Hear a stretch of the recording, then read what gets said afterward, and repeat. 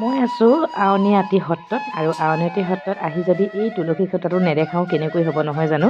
সেয়েহে চাওকচোন এনেকৈ সংৰক্ষণ কৰি ৰাখিছে এই তুলসী খুঁটাটো। ইমান ডাঙৰ আৰু ইমান সুন্দৰকৈ ৰাখিছে খুঁটাটো।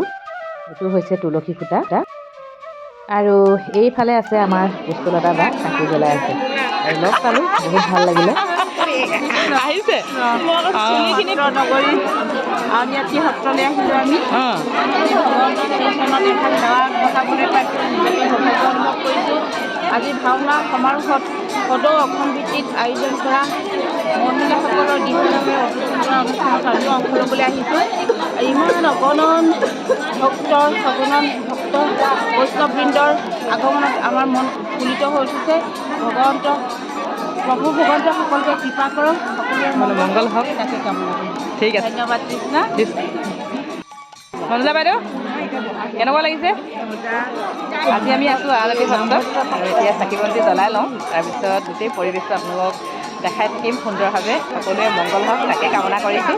হয় জানো? এতিয়া চাকি বন্তি জ্বলাই লওঁ।